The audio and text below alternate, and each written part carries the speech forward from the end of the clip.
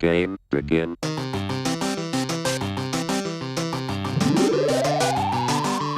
Welcome to the Skit Guys podcast. Here are Tommy Woodard and Eddie James.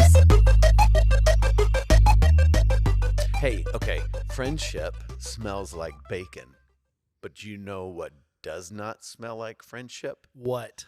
Rodeo horse manure. Oh, my goodness. Yes.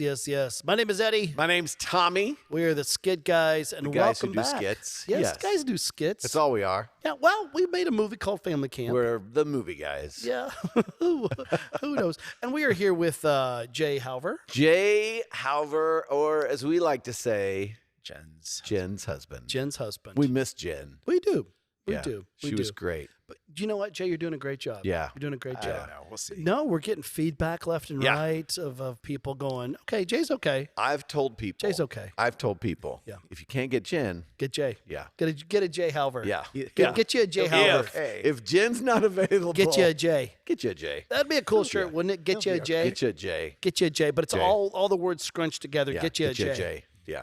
Yeah. We got us a J. Yeah. How are you, Jay Halver? I'm good.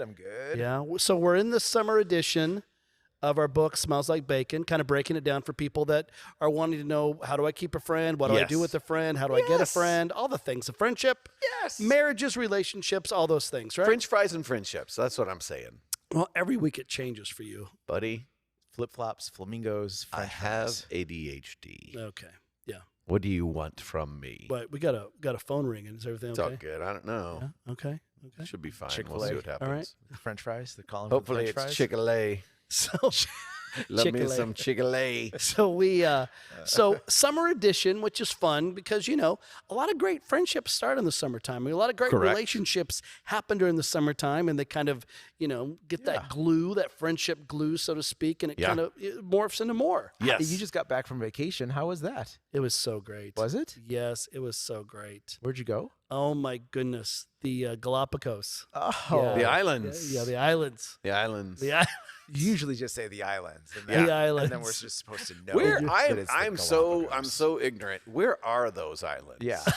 The Galapagos. Since you just went there. Well, we went to a little town called Quincy. Right? Yeah, in the no, I Galapagos. just mean where are the islands? Oh. And on the earth, where would the islands Well, be? they're in the ocean. Ru- Well, which they're one- out the ocean. Which ocean? The Pacific. Oh, got Ocean. it. Okay. Yes. Got Yes. it. Is it, Yes. are they off any coast of anything? Yeah, they are. Where'd Yeah. you, what airport Yeah, did you they fly are. into? From Los Angeles No, what from LA. Then Uh-huh. you went what airport? to the Galapagos Oh, okay. Islands. Yeah. Again, Okay. where Yeah. are the Galapagos Islands? I forget.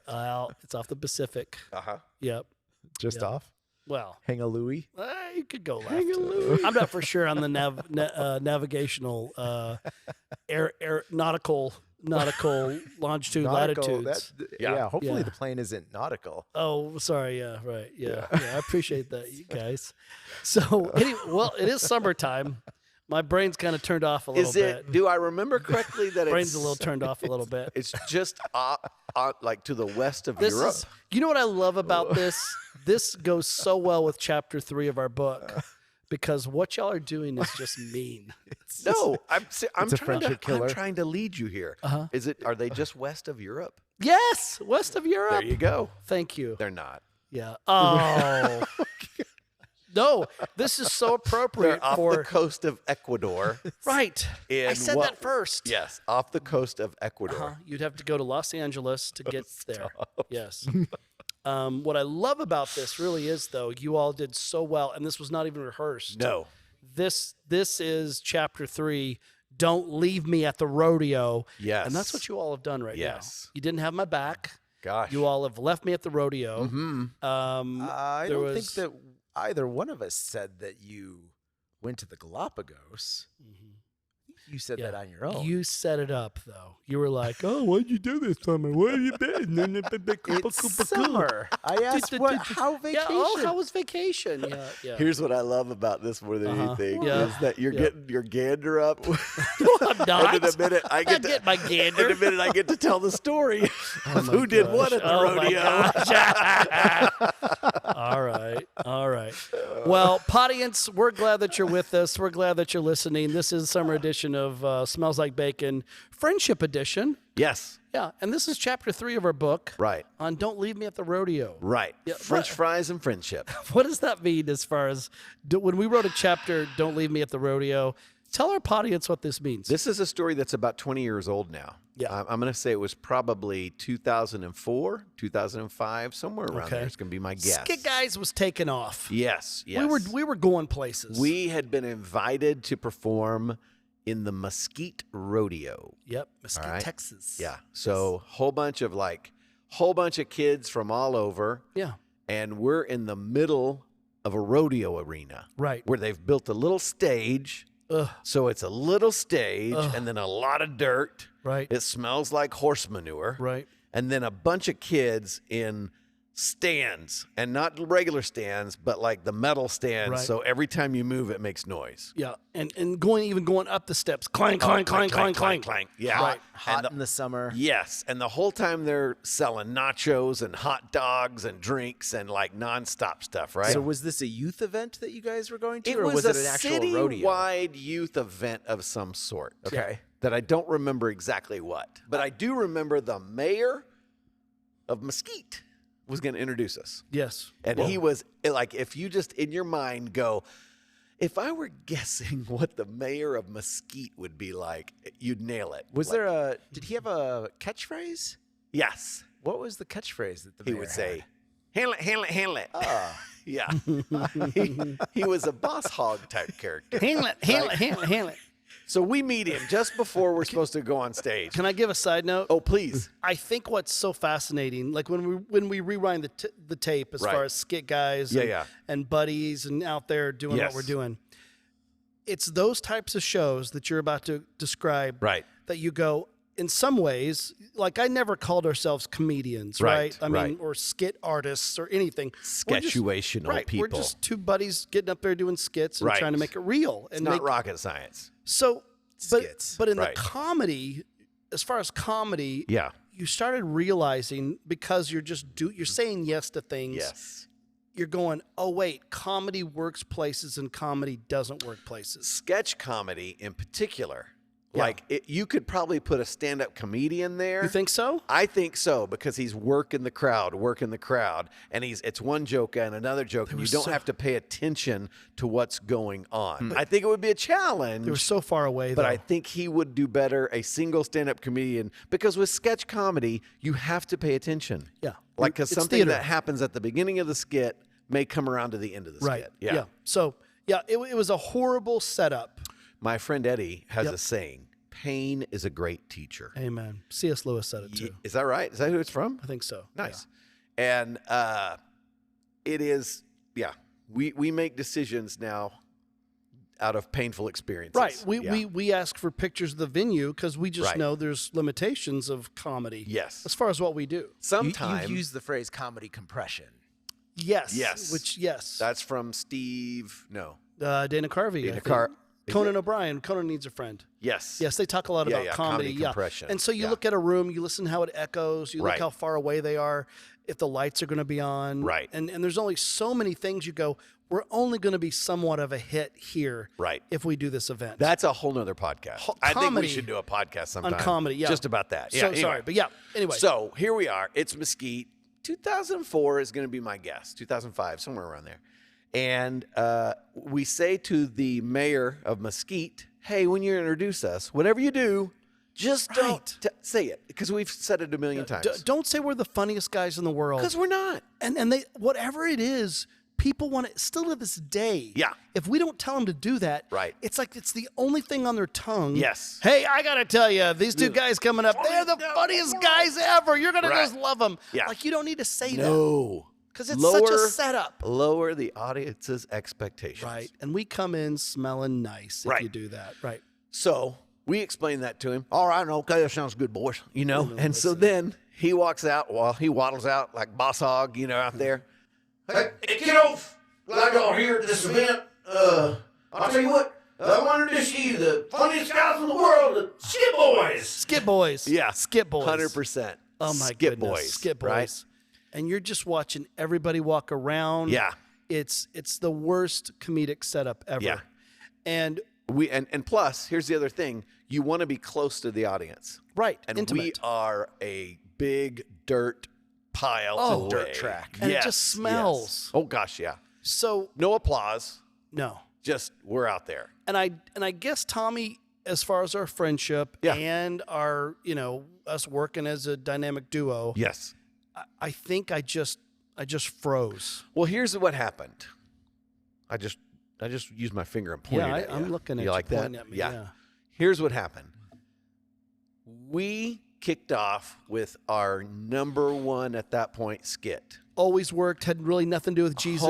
Home run. It was just a comedic skit. Would win audiences over immediately. This is 2004 too. 2004-ish. So yeah. you guys have been doing this for how long at that point? 1997 to 2004 as the Skit Guys. As the Skit Guys. Yeah. Yes. So, So about good. 7 Yeah. years. Yeah, 7, we're, 8 we're years. getting good at what we're doing. Yeah. Yeah.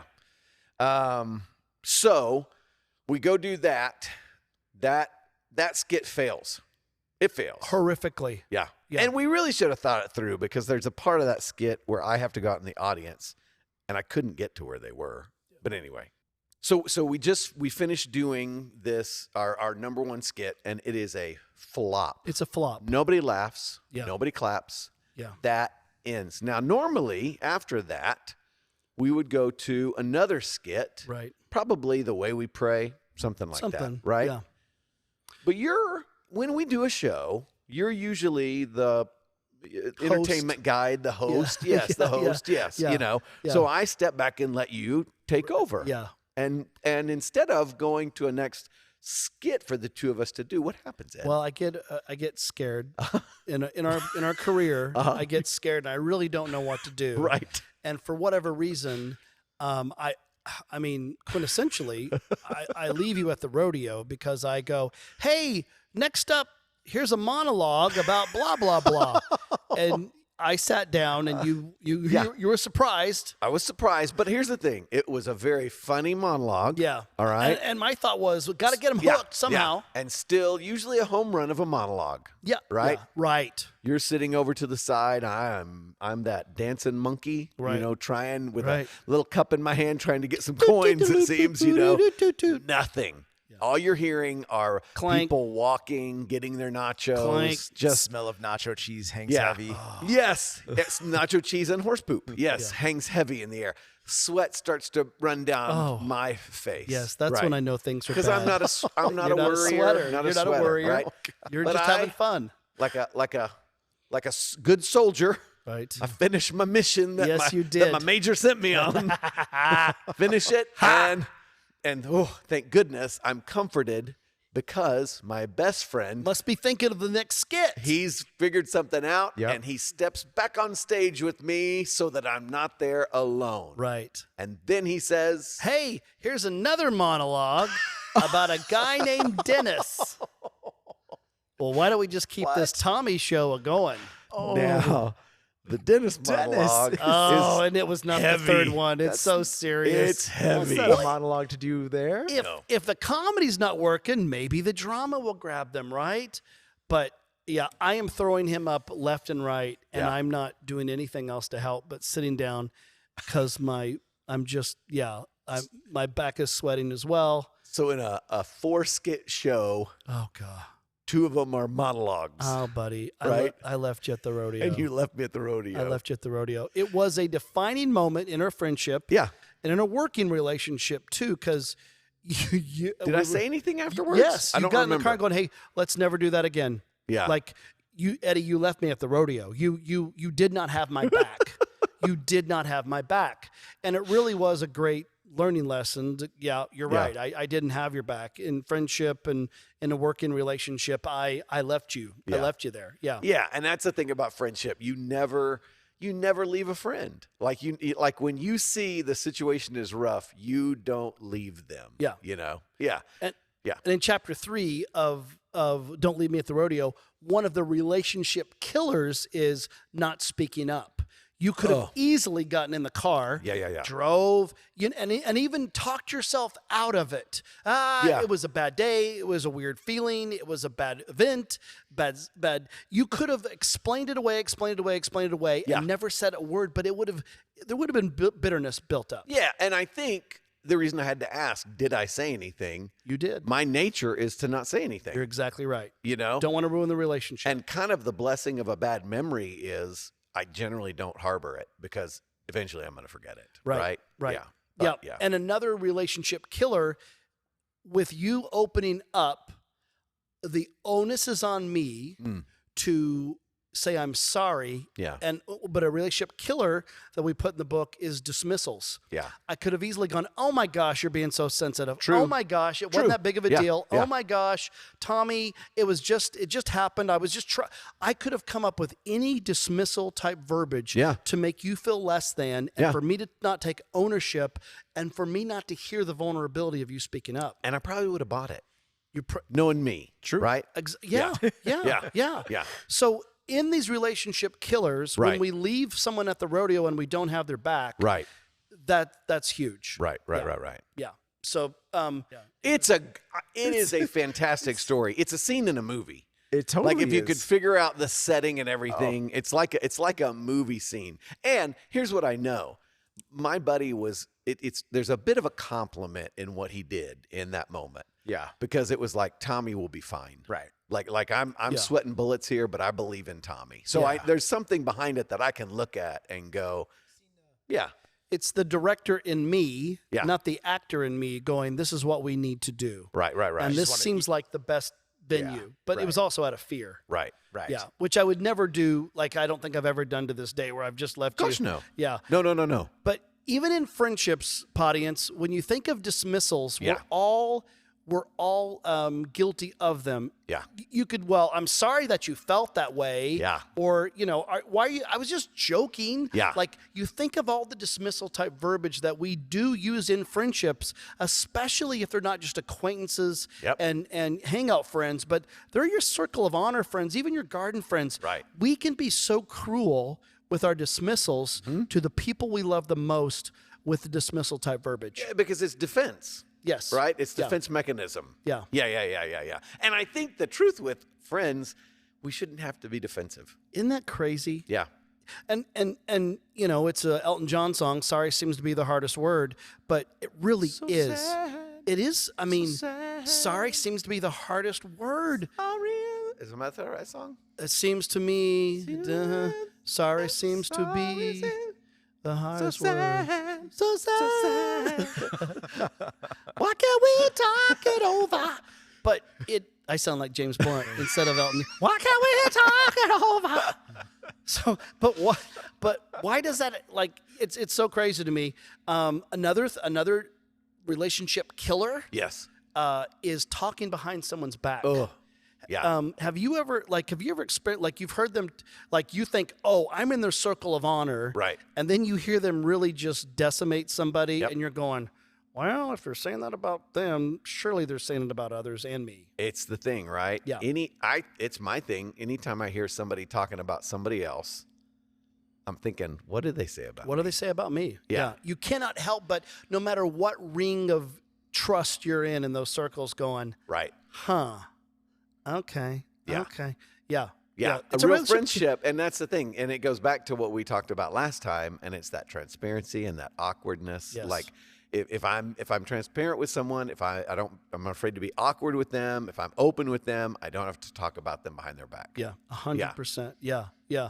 Think through those things, audience. Like, what are, as we're in the summertime, it is the time we turn off our brain, but we never really can turn off our brain when it comes to relationships, friendships, marriages. Yeah. Like, even in marriages, you think about those dismissal type things, or not having, or have you ever watched a couple, like, at a dinner party or a party, and the husband or wife will throw the other one under the bus in front of everybody? And talk about leaving someone at the rodeo. And then in the car ride home, you've heard so much, we've been in ministry for so long, you hear of those car rides home. Well, you you didn't have to do that. Oh my gosh, whatever. Yes. Or you're taking it too seriously. It was a joke. Yeah. all of that You're so is- sensitive. You're so sensitive. Yeah. It's all dismissive. It's all Yeah. not having someone's back. This chapter is a pretty heavy chapter. It is. Yes. Yeah. Okay. Yes. Yeah. Yeah. And there's a part in there, you haven't read it, Jay, but Eddie does a really great job of just talking about some things about you, in the friendship. which is not really behind your back because he put it Because in the book. It's in the book. It's in Right. the book. No, So that it makes could be right in your face if you'll read 100%. it. Yeah. Yeah. He said a lot. So, Yeah. Right. I mean, you know. I'll tell you another relationship killer with all of us, because we're all 80s kids, is the sarcasm. Oh, Like I love it. The Gen X generation is a very sarcastic generation. Yeah. That's the humor that I find funny. Right. David Spade to David Letterman to Right. I love the sarcasm. I love the Bye-bye. bye-bye. Yeah. Bye-bye. So Yeah. the sarcasm, it's almost a love language. Yeah. But if you're not careful, it can cut and be so cruel. It's a spiritual gift, really. It's someone that does it right. I think I remember I think that I may be wrong about this, but I think I really do think in the New Testament, sarcasm, it's from a Greek word that literally means to tear flesh. I Interesting. could be wrong. That's what I'm remembering in my brain, but That's fascinating. yeah, it's interesting. Sarcasm is, it's fun. We laugh about it, Yeah. but there's always a victim with sarcasm. Yeah. Yeah, there's a proverb. I think we've talked about this. Isn't there? There's a proverb that's like, Jay, this is your third podcast. Like, we haven't talked about it with you. well, Like, I just in mean, conversation. In conversation, yeah, not on the podcast. Like a madman shooting arrows is the friend. Oh, that yeah, says, yeah. I was only joking, and sarcasm is that thing, right? It's like I was only joking, but yeah, that is the thing. Yes. And you watch friendships and even marriages, relationships of all kinds, they get tore down because of the sarcasm. Yes. They get tore down because of the dismissals. They get tore down going, have you ever been in a relationship where you go, I don't even know if they really like me? Mm-hmm. Yeah, and then you find yourself going, well, why do I keep doing this? They're all relationship killers. Yes. You know, I heard someone say too, and this is a very fascinating thing when it comes to relationships and friendships. Some people, if you were born into, I don't know if you want to say a good family or if it was healthy, but you've got like a gallon jug of love, so to Sure, speak. sure. You can pour out. You're just good at giving the goodness. You know. Yes. And then there are some people, because of their experiences, they only have a pint of love. Yeah. That's all they have. Oh, that's good. That's all they have is a pint. Yeah. And the ones that have the gallons, we're giving it, but we're going, well, why can't they give it? And depending on where we're at, the people that can only give a pint of that love, they're the ones that come across as dismissive, and they're the ones that come across as not really wanting to love, building the wall, not having someone's back. Yeah. And it becomes really tough. But, how does one break out of that little pint jar and to begin to love and to begin to try those things? Yeah, it's good. Yeah. It makes me think of I don't know if you've ever been with a group and you've got, everybody has, their soda, whatever they're drinking, and somebody says something and they do cheers and they clink their glasses together, right? Yeah. What does that mean when someone clinks their glasses The together? history of that goes back to the fact of the drinks mingling together. And so Oh. it is a picture of lives mingling together. Fascinating. great Yeah. That's I never knew Yeah. that. Yeah. So cheers means we're all mingled Yeah. together. We're all in this together. I get It's made fun of commingling. because I instigate that probably more than any of us, and you guys are always whatever. But I'm really trying to get us to mingle together. I love that. Yeah. I love that for someone that Yeah. that's so beautiful. You're always the one instigating the cheers. Exactly. Yeah. Yeah. Wow, I love that, Tommy. Never noticed that. Yeah. I'm gonna pay attention to that now. Yeah. Tommy, audience, just to let you know, Tommy thinks saying cheers so is the dumb. dumbest thing It's ever. so dumb. But now that I know the story, it's really not. It's really It's still beautiful. dumb. No, it's I'm still not going to do it. well, it's just still dumb. beautiful. I think it's a mingling of love. Mingling. So someone over here Your has drink only is kind of like getting, He only the has a- Coke is getting into the. a pint. Just Yeah. a pint of love. Just a pint of love. I think his heart's gonna grow by 3 today. Yeah, I think It's so gonna- too. It's gonna expand. Another relationship. Eventually, we'll get to a story about hugs. We'll see. Oh, that's another chapter, isn't It it? is, yeah. Last but not least, and I think with all three of us being friends, it's such a. Okay, here's what I know, Yeah.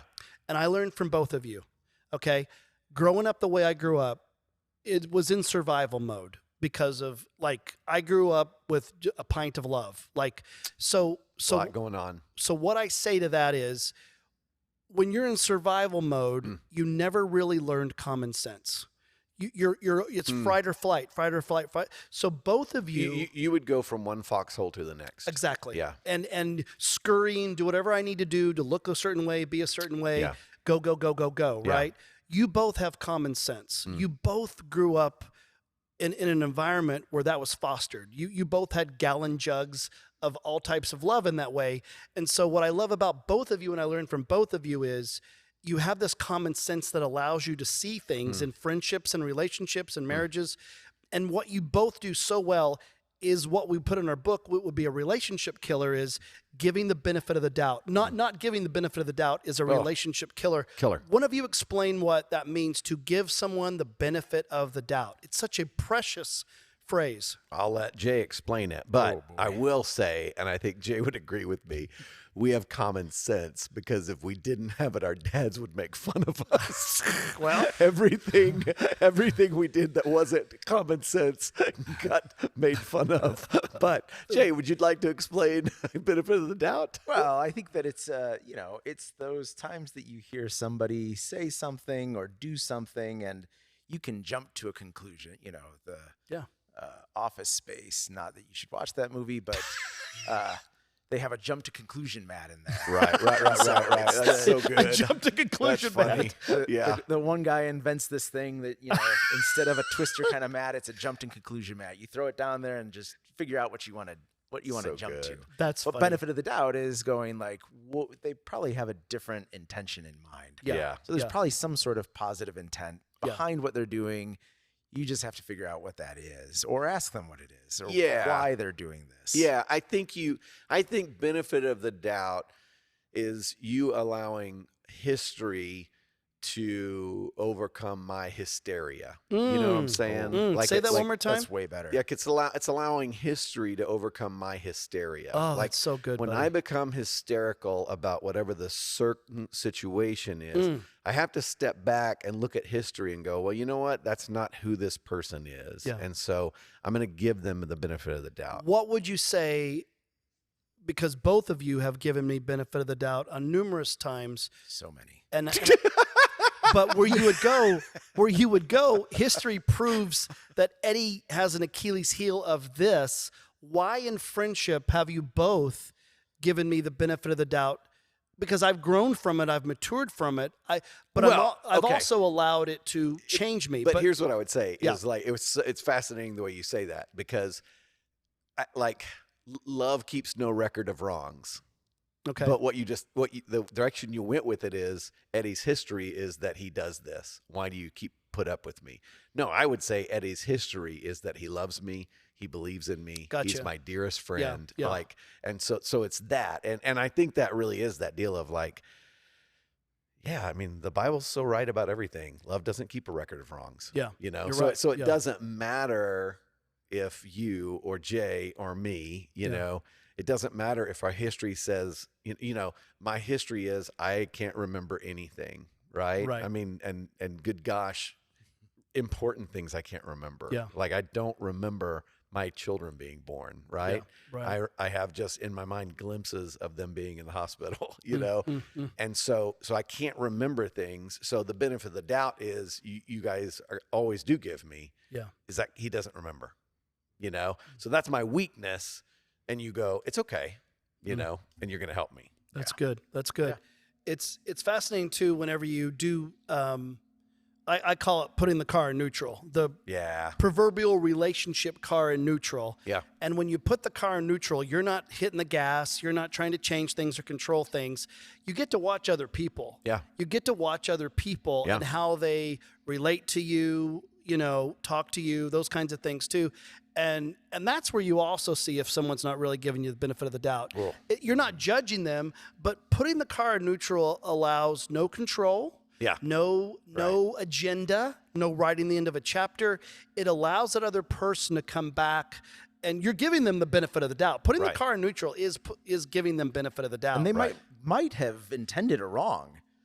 Right. But True. you are because we're allowing human. the conversation to happen. Amen. Yeah. And there's A double positive is that I'm going to give you the benefit of the doubt that you're going to give me the benefit of the doubt. Right. Amen. You know? What do you call it too? You call it, I mean, Occam's razor. Explain what Occam's razor is to everybody. Oh, it's the... Because it's a good relational tool. Yeah, it's That's the where Jay simplest... gets his razors. Occamsrazor.com. Not Harry's. It's not Harry's, but it's not Occam's Harry's. razor. It's Occam's. It's harder to spell. It's Occam. It's hard to spell, but if you can spell it, really good prices on razors. It's Occam. I think Occam's razor is like the simplest explanation. Yeah. Is generally what is the explanation. So it's not that, there's this... It's not popular in the world today. Right now, it's a little less popular because, there are some easier explanations to certain things. Yeah. But, that's, the general I love idea. that. Because in relationships, friendships, marriages, it's going to your word, the hysteria. Normally, it's not the hysteria unless someone just likes to be dysfunctional and likes to keep that loop going, right? Yeah, and I think even like I am probably... Maybe not. Maybe I think too much of myself. I think I err on the side of benefit of the doubt, even with strangers, right? Sure. And so, like, when it's like, even if they like to, I would be like, even if they can't help it, right? It's not even like I like to do this. It's like I can't help but do this. Right. Like I've got something in here that's not going the right way. Yeah, you know? and that phrase I love because it allows me, with the way I've grown up and stuff, and the things I've tried to work out, to go, well, it has to be a logical explanation. Yeah. Even in a relationship, there has to be something simple because I've made it hysterical. Right. I've made it bigger in my head than I think it actually is. And giving benefit of the doubt and allowing Occam's razor, so to speak, to get what's the most logical, simplest explanation that allows you to bear with one another in love, as the Bible says, and not create dysfunction and confusion and chaos. We tend to want to have an enemy, a bad guy. Oh my goodness. You know, we tend to want to have something to point our blame at rather than just going, life is tough. There's challenges, Yes. and You're right. thinking through things. Yeah. Well, Podience, tell us what you think about this. Email us at pod@, at skitguys.com. Send us a voice memo. What are some things that we've talked about today? Give us, for instance, that you've experienced this or you've worked through, or even another word that you have developed in your friendships, or a phrase that has helped you in your relationships and friendships that we can learn from you. Yeah. Send us a voice memo. Send us an email. Let us hear from you. And here's a question for you. There's 3 of us. Write us or let us know, if we were in a rodeo, what do you think we would do? And I'm just going to do this real quick. Okay. Rodeo clown is off the table. That's the easy one. That's the easy one. Yeah. I mean, if we were literally in a rodeo, what do you think each one of us would do? And don't say all 3 of you would do this. Like, give us different things. What seats on the bus would you be in on the rodeo? And why? And why? And why? Ooh. Yeah.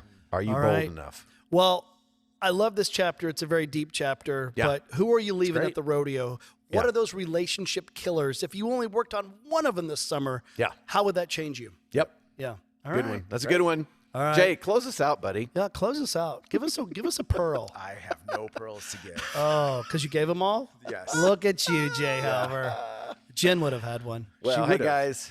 We'll She see you always at the does. rodeo. See you at the rodeo. See ya. Love you guys. Game over. Look for the Skit Guys movie Family Camp on streaming platforms. And check out skitguys.tv for videos, tour dates, and more.